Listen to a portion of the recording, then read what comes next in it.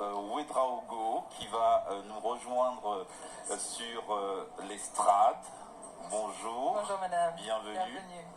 Alors, vous êtes étudiante en droit, mais vous avez déjà aussi une carrière politique derrière vous, une jeune carrière politique puisque vous avez été candidate aux dernières élections législatives au Burkina Faso et vous étiez même tête de liste, je crois bien.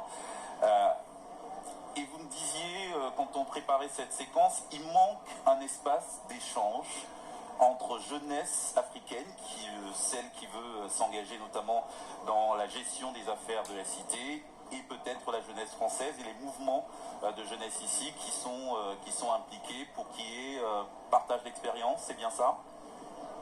Alors, merci bien. Effectivement, cet espace d'intégration des jeunesses africaines et françaises représente un cadre d'émancipation d'idées des jeunesses africaines et françaises en ce qui concerne la coopération Afrique-France. Parce que le moins que l'on puisse dire est que la jeunesse burkinabé en particulier et la jeunesse africaine en général ne se sentent pas du tout dans une relation de coopération avec la France, mais plutôt dans un marivaudage d'oppression et de domination. À tel point qu'on se croirait encore à la période métropole-colonie. Alors, ce que nous voulons ici, c'est de redéfinir les paradigmes. Certains sont allés même jusqu'à parler de sentiments anti-français, mais je puis vous assurer que ce n'est nullement le cas. C'est juste l'expression d'une jeunesse qui a besoin de s'autodéterminer, de s'autodéfinir, de redéfinir les paradigmes de son propre développement. Alors cet espace-là, en fait, c'est pour essayer de prendre en compte nos réflexions. Parce que c'est vrai, on a été invité à Montpellier en tant que jeunesse africaine pour parler des questions d'entrepreneuriat, de sport, mais ce ne sont pas ces questions-là qui maintiennent l'Afrique dans la pauvreté. Ce qui maintient, moi, mon pays, le Burkina Faso, dans la pauvreté, c'est le franc CFA. Ce sont l'ingérence de la France dans ses affaires, dans les affaires internes. Voilà, c'est toutes ces questions, en fait. Donc, c'est un espace dans lequel nous, jeunesse africaine, serons associés aux questions essentielles. Je dis bien essentielles, mais pas autour de l'entrepreneuriat ou du sport. Des questions qui touchent même à la politique entre la France et l'Afrique. Parce que l'ancien format de coopération ne nous satisfait pas du tout.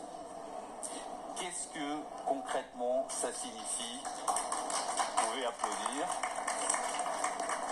Qu'est-ce que concrètement ça signifie? Quand vous citez les questions qui fâchent et dont on parle ici, et dont on parle sans tabou, sans phare, parce qu'on est là pour avoir un espace, un dialogue franc sur ces questions-là, vous voulez dire qu'est-ce que vous attendez de la France sur cette gouvernance démocratique et sur l'implication des jeunes? En termes, vous avez du vécu, vous voyez ce qui se passe dans la sous-région, notamment ces derniers mois. On va parler un tout petit peu d'actualité si vous le souhaitez. Qu'est-ce que devrait être le rôle de la France dans ces moments où on sent effectivement qu'on est dans une époque où on se demande et on s'interroge sur les processus démocratiques, notamment en Afrique de l'Ouest ces derniers mois? Alors, avant de répondre à cette question, j'aimerais préciser quelque chose. La jeunesse burkinabé et africaine en général est plus que jamais déterminée pour renforcer la démocratie en Afrique. Mais là, il y a un préalable.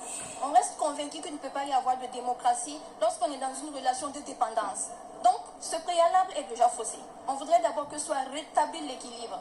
C'est-à-dire que la France nous reconnaisse un minimum d'autorité, que l'on puisse s'auto-affirmer. D'abord, en ce moment, nous serons égales avant maintenant de pouvoir prospérer. Quand vous voyez par exemple concrètement, ça veut dire quoi? Concrètement, quand vous dites que la France vous permet de vous auto-affirmer, d'une certaine façon, quel est le mouvement que vous attendez concrètement, que je comprenne? Que les questions relatives, les grandes questions qui maintiennent l'Afrique dans la pauvreté, le franc CFA, par exemple l'intervention militaire, que l'on puisse les poser sur la table et discuter concrètement. Parce qu'il ne faut pas oublier qu'effectivement, on avait essayé de régler cette question concrètement, mais ce projet d'éco pour l'Afrique occidentale française a été saboté, si je peux dire, avec la complicité, bien sûr, du président ivoirien et son Excellence Emmanuel Macron. Alors, je voudrais que ces questions-là soient réglées. Ce sont des préalables d'abord qu'on doit définir, qu'on doit finir d'épuiser, avant même de parler de coopération. Parce que déjà, le départ, il est faussé. L'avantage de pouvoir parler sur cette estrade, Sybilla Simariatou, c'est que du coup, vous pouvez être entendu aussi sur des messages et on sent bien aussi à la fois votre engagement réel, aussi votre émotion. qui porte ça, qui n'annihile en rien l'engagement évidemment, mais qui est réel et on voit bien que vous le tenez à bras le corps. Merci beaucoup. Merci à vous. Merci pour votre intervention. Votre témoignage qui en tous les cas